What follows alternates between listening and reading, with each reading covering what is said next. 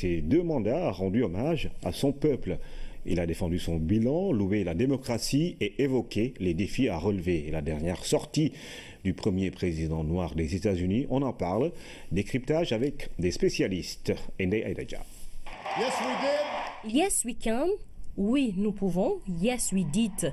Oui, nous l'avons fait. Yes, we can. Oui, nous pouvons le faire encore. 3 expressions qui ferment le dernier discours de Barack Obama, mais qui résument en fait l'essentiel de son intervention. Un discours solennel dans lequel Barack Obama rappelle la grandeur de l'Amérique. It has been the honor of my life to serve you. Il parle de l'Amérique comme un pays qui a un destin exceptionnel, illustré par l'histoire de l'Amérique, illustré aussi par les textes fondamentaux de l'Amérique, dont la déclaration d'indépendance. Et il dit en même temps aussi que l'Amérique n'est pas un pays qui va s'arrêter stagnant. L'Amérique est un pays qui a cette vocation, ce destin de toujours porter les frontières le plus loin possible. Il a dit aux Américains, n'ayez pas peur et soyez vigilants.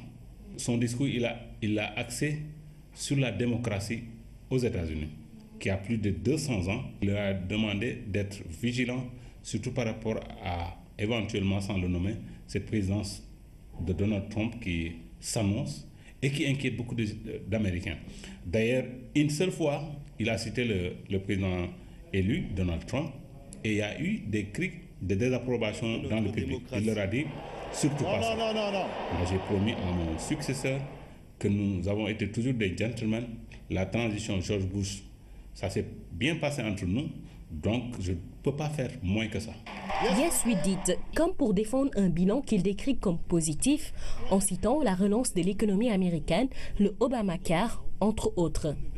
20 millions de personnes qui peuvent maintenant se soigner, c'est plus de la population du Sénégal. Pour des gens qui n'osaient pas penser à l'hôpital quand ils étaient malades parce qu'ils n'avaient aucune couverture médicale et pas le moyen de sous pour aller se faire soigner. Et il dit, s'il y a quelqu'un qui me propose quelque chose qui peut améliorer Obamacare, je suis prêt à l'appuyer. Je crois que c'est un clin d'œil un peu à Donald Trump qui avait menacé de détruire Obamacare, mais je crois qu'il va revenir à de meilleurs sentiments. Ces échecs, il en parle aussi, comme la non-fermeture de la prison de Guantanamo, les inégalités sociales, l'embrasement du Proche-Orient et, plus important encore, la question raciale. Il y a 4 paragraphes ou 5 paragraphes sur les inégalités raciales et la discrimination raciale. Et il parle de là d'un problème que l'Amérique jusqu'à présent n'a pas pu régler. Parce que les gens croyaient qu'avec son élection, on allait vers une Amérique post-raciale. Là où il a échoué, c'est surtout les armes à feu. On a vu que lors d'un de ses discours, il a pleuré carrément devant les caméras parce qu'il y avait une tuerie. Il voulait que les choses bougent, mais ça n'a changé absolument rien du tout. De l'humanité et de l'émotion, il y en a eu donc dans ce discours, avec des brins de larmes parfois pour remercier sa femme, ses enfants ou encore son vice-président Joe Biden. Un discours rassembleur à Chicago où sa carrière politique a commencé et des milliers de personnes sont venues l'ovationner pendant quelques minutes. Avec Barack Obama, c'est un champion de la communication qui dit adieu, mais il promet de continuer son engagement citoyen et invite d'ailleurs tous les Américains à s'y atteler. L'actualité internationale en bref. Américaine, le Obamacare, entre autres. 20 millions de personnes qui peuvent maintenant se soigner, c'est plus de la population du Sénégal. Pour des gens qui n'osaient pas penser à l'hôpital quand ils étaient malades parce qu'ils n'avaient aucune couverture médicale et pas le moyen de sous pour aller se faire soigner.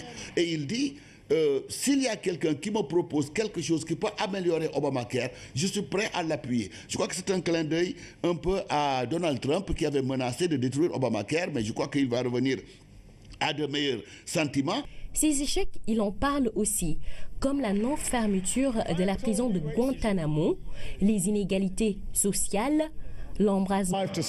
Il parle de l'Amérique comme un pays qui a un destin exceptionnel, illustré par l'histoire de l'Amérique, illustré aussi par les textes fondamentaux de l'Amérique, dont la déclaration d'indépendance. Et il dit en même temps aussi que l'Amérique n'est pas un pays qui va s'arrêter stagnant.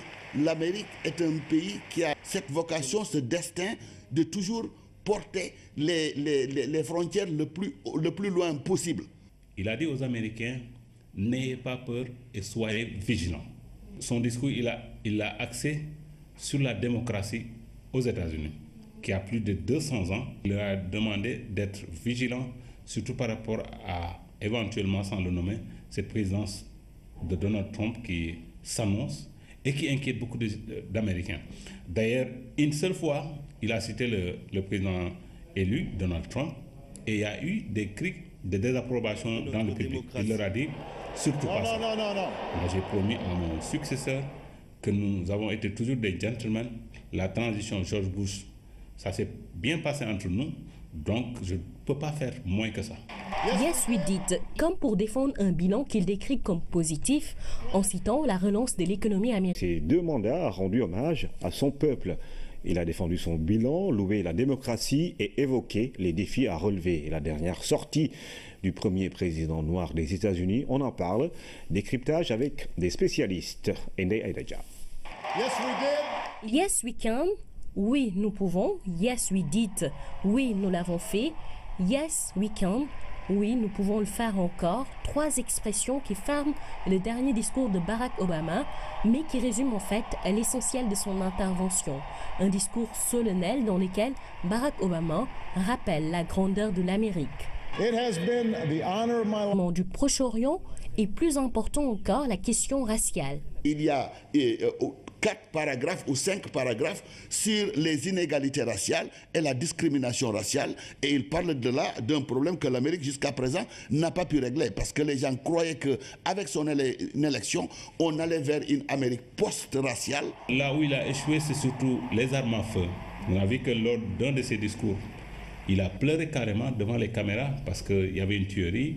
Il voulait que les choses bougent, mais ça n'a changé absolument rien du tout. De l'humanité et de l'émotion, il y en a eu donc dans ce discours, avec des brins de larmes parfois pour remercier